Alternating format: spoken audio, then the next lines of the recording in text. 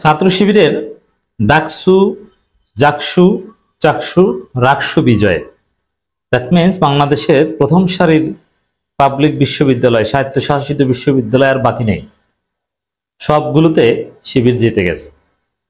এখন বড় বিশ্ববিদ্যালয়ের মধ্যে আছে জগন্নাথ বিশ্ববিদ্যালয়, যদিও জগন্নাথ বেশি পুরনো নয়। আর জগন্নাথ বিশ্ববিদ্যালয়ের শিবিরের অবস্থান এই যেতগুলোর নাম শুনলেন তার চাইতেও ভালো। সব জায়গায় শিবিরের বিজয় অনিবার্য, শিবির ঢেউ। এখন এটা শিবির সেলিব্রেট করেছে, ঠিক আছে, কিন্তু বিএনপির তরুণ অংশ, বিএনপিরও তো একটা তরুণ প্রজন্ম রয়েছে, যেহেতু বিএনপির ওই তরুণ প্রজন্ম আবার ছাত্র দলের চাইতে জুনিয়র, কিন্তু তারা বিএনপির নেতা। এটা একটা মজার ইকুয়েশন। তারা বেশি হতাশ। যেমন বিএনপি নেতা ইঞ্জিনিয়ার ইশরাক বয়সে ছাত্র দলের সভাপতি সেক্রেটারির চাইতে অনেক জুনিয়র। ইশরাক আমাদের কাছাকাছি বয়সের, আর ছাত্র দলের কেন্দ্রীয় সভাপতি সেক্রেটারি আমাদের চাইতে অনেক সিনিয়র। তো দর্শক, এই জায়গায় বিএনপির এই তরুণ অংশ, এরা ছাত্র দলের সভাপতি সেক্রেটারি রাজনীতি করতে করতে বুড়ো বয়সে এসে ছাত্র দলের সভাপতি সেক্রেটারি হয়েছে। আর ইশরাক তাদের চাইতে অনেক জুনিয়র হয়ে তিনি বিএনপির এত বড় নেতা, মেয়র ক্যান্ডিডেট, অমুক তমুক। ইশরাক জাস্ট বিয়ে করেছেন, বিয়েও তাও ফাইনালি হয়নি, জাস্ট বাগদান বা এগুলো যেটা বলা হয় আর কি প্রচলিত ভাষায়, এটা হয়েছে। তো এত অল্প বয়সে ইশরাক এই পর্যায়ে এসেছে কিভাবে? ওই যে পারিবারিক কোটা, পরিবারতন্ত্র। পরিবারতন্ত্র না হলে ছাত্রদল সভাপতির চাইতে কমপক্ষে ৬-৭ বছরের জুনিয়র ইশরাক বিএনপির বড় নেতা কিভাবে হন?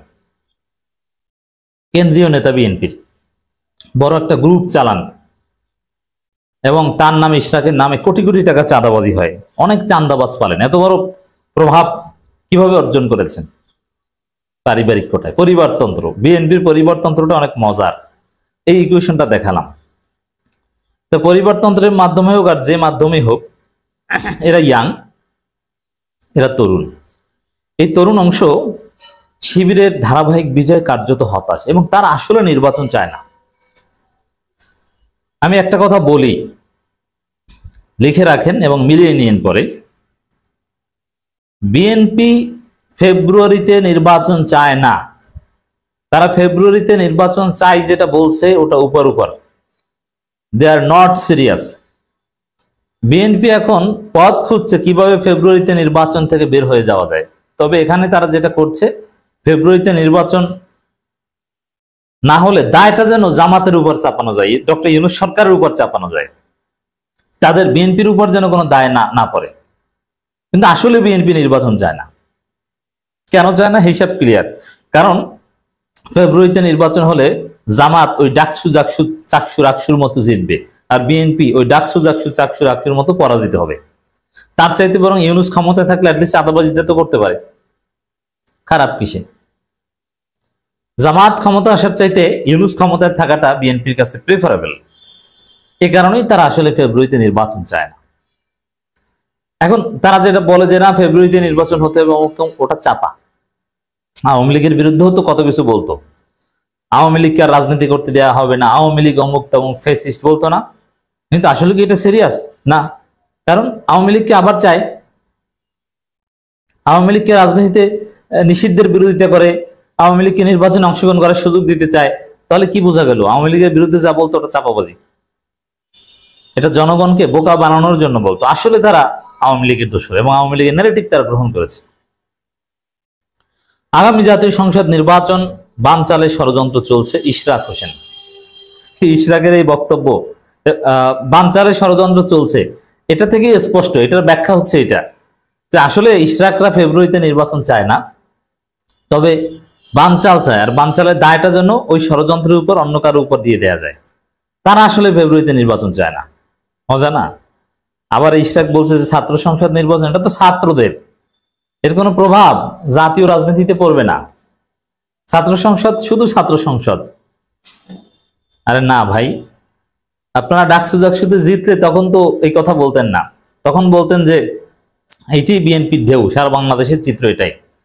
আর এখন পর্যন্ত যতগুলো বিশ্লেষণ দেখলাম, আমার দেশের কলাম থেকে শুরু করে, প্রথম আলো থেকে শুরু করে, সব জায়গায়, ডেইলি স্টার, বিএনপি পন্থী মিডিয়া, সব জায়গার বিশ্লেষণে এটাই উঠে এসেছে যে এমনকি বিএনপির অন্যতম থিঙ্ক ট্যাঙ্ক ফজু পাগলাও একই কথা বলেছে।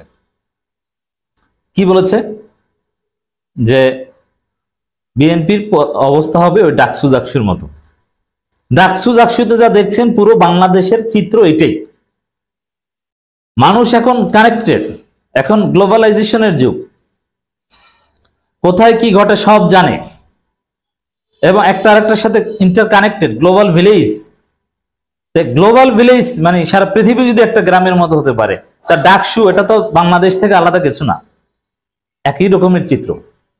আপনি ডাকসু জাকসুতে যা দেখছেন, বিএনপি ছাত্র দলের বড় বড় কথা, আমরাই বড় দল, শিবির প্রতিদ্বন্দ্বিতাই আসতে পারবে না, একটা প্রথম সারি বিশ্ববিদ্যালয়ে তারা প্রতিদ্বন্দ্বিতা করবে, এটা হতেই পারে না।